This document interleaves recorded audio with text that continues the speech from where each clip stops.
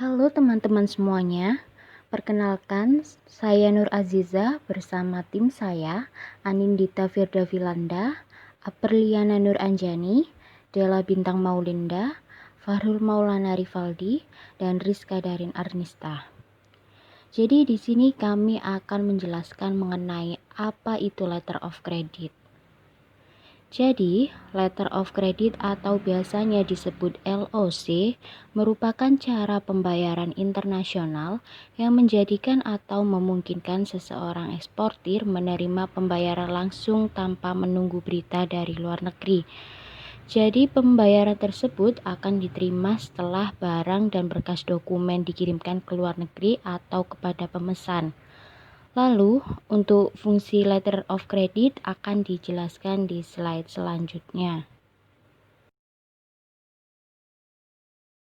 Fungsi letter of credit yang pertama yaitu letter of credit dapat digunakan sebagai media untuk menyelesaikan masalah kedua belah pihak, yaitu importir dan eksportir. Letter of credit bisa menjadi jaminan atas kelancaran proses pengiriman barang dan pembayaran barang tersebut sesuai. Yang kedua, sebagai jaminan pembayaran yang mutlak dan terpercaya antara pihak eksportir sebagai penjual barang dan pihak importir sebagai pembelinya. Yang ketiga, metode transaksi yang memiliki keamanan yang cukup kuat dan sangat ketat sehingga terhindar dari adanya penipuan antara kedua belah pihak pelaku dagang. Dan yang terakhir, letter of credit bank memberikan kenyamanan dalam transaksi meskipun kedua belah pihak eksportir dan importir belum pernah bertemu sebelumnya. Saya akan menjelaskan jenis-jenis letter of credit ada 8. Yang pertama, revocable letter of credit, yaitu LOC yang setiap saat dapat dibatalkan atau diubah secara sepihak oleh bank pembuka tanpa memberitahukan terlebih dahulu kepada pihak yang menerima pembayaran. Yang kedua, unrestricted, yaitu LOC yang membebaskan negosiasi dokumen di bank manapun atau LOC yang tidak menyebutkan dengan tegas bank yang akan menjadi advis. Yang ketiga, irrevocable, yaitu LOC yang tidak dapat dibatalkan atau diubah tanpa persetujuan dari semua pihak yang terlibat. Kemudian, SIG LOC, yaitu LOC yang saat pembayarannya langsung pada saat dokumen diajukan oleh eksportir kepada advis bank. Yang kelima adalah back-to-back LOC, yaitu penerima LOC biasanya bukan pemilik barang tetapi hanya perantara. Oleh karena itu, penerima LOC ini terpaksa meminta bantuan bank untuk membuka LOC untuk pemilik barang yang sebenarnya dengan meminjamkan LOC yang diterimanya dari luar negeri. Yang keenam adalah usance LOC, yaitu LOC yang pembayarannya dengan tenggang waktu tertentu, misalnya 1 bulan setelah penunjukan dokumen. Yang ketujuh adalah revolving LOC, yaitu LOC yang penggunaannya dapat dilakukan secara berulang-ulang. Yang kedelapan adalah red clause LOC, yaitu di mana bank pembuka LOC memberikan kuasa kepada bank pembayar untuk membayar uang muka atau seluruh nilai LOC kepada beneficiary sebelum beneficiary menyerahkan dokumen. Saya akan mempresentasikan mengenai mekanisme proses pembayaran dengan letter of credit. Skema mekanisme proses penyelesaian pembayaran dengan menggunakan letter of credit dalam kegiatan perdagangan ekspor dan impor dapat kita lihat pada gambar berikut. Pada gambar itu terdapat importir, eksportir, opening bank, advising bank, dan ada angka-angka yang nantinya akan saya jelaskan lebih detail. Baik, saya akan menjelaskan mulai dari nomor 1 atau angka 1. Angka 1 itu maksudnya adalah importir dan eksportir melakukan perjanjian jual beli barang yang dituangkan dalam sales contract document.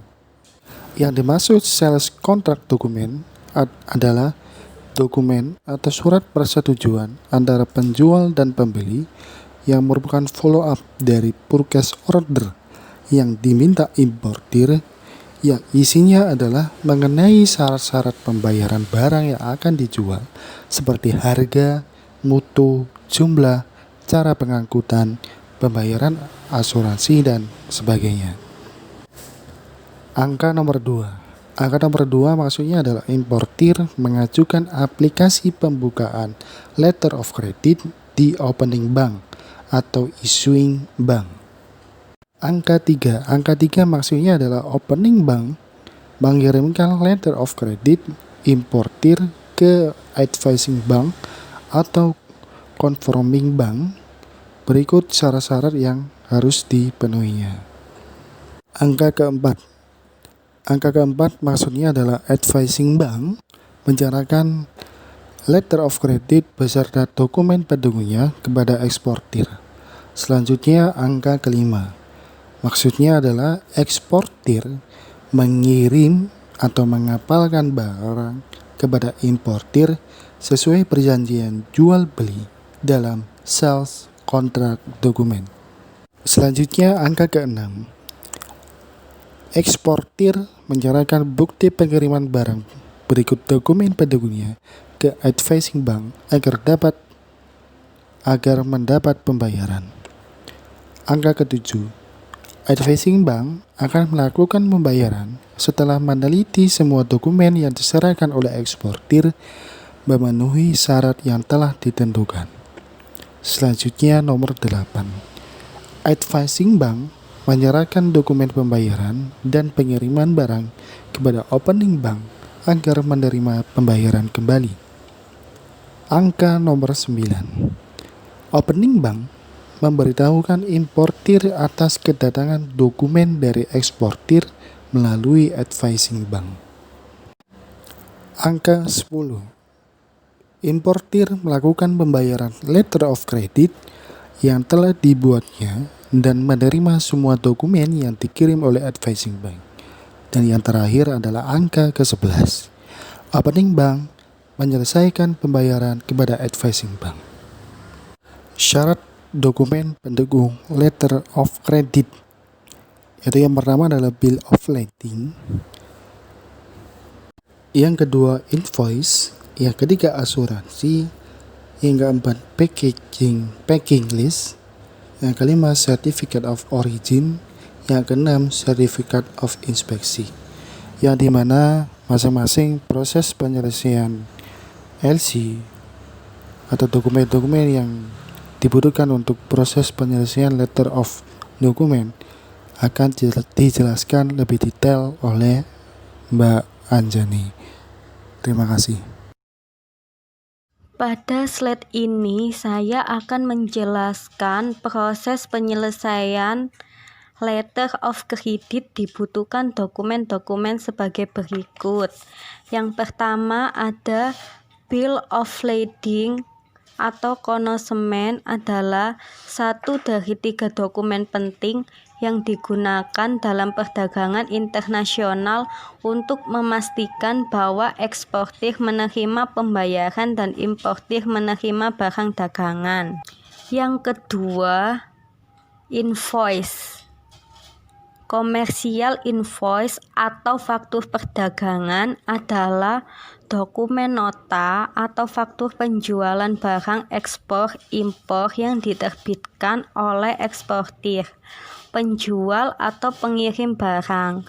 Komersial invoice dari eksportir ditunjukkan kepada importir yang nama dan alamatnya sesuai dengan yang tercantum dalam letter of credit dan ditandatangani oleh pihak yang berhak menandatanganinya. Yang ketiga, asuransi.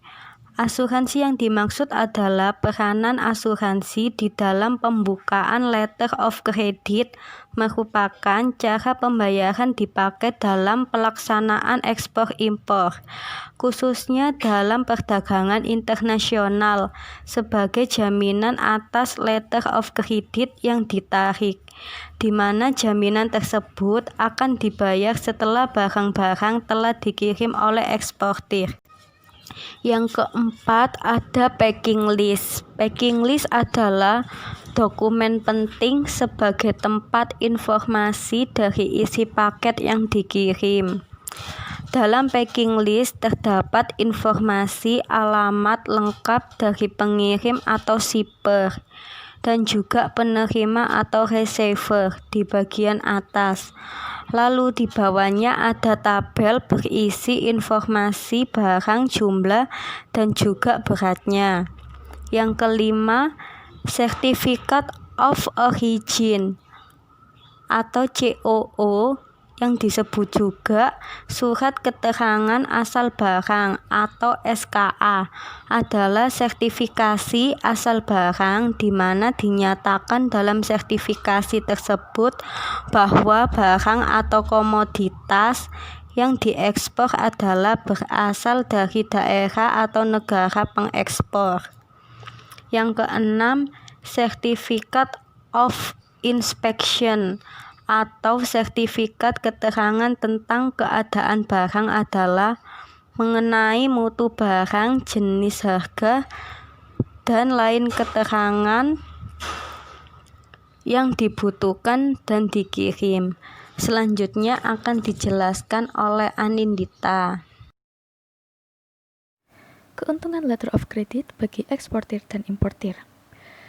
Yang pertama yaitu keuntungan bagi eksportir. Yang pertama, kepastian pembayaran dan menghindari resiko non-payment. Kemudian yang kedua adalah pengeuangan dokumen bisa langsung dilakukan. Dan yang ketiga, biaya bank yang relatif kecil. Kemudian yang keempat, terhindar dari resiko pembatasan devisa. Kemudian yang kedua adalah keuntungan bagi importir. Yang pertama, nama baik dan reputasi bank berpengaruh baik pada bonafiditas importir di mata eksportir. Kemudian yang kedua, importir dapat mencantumkan syarat-syarat pengaman dalam letter of credit. Sekian presentasi dari kami mengenai letter of credit. Terima kasih.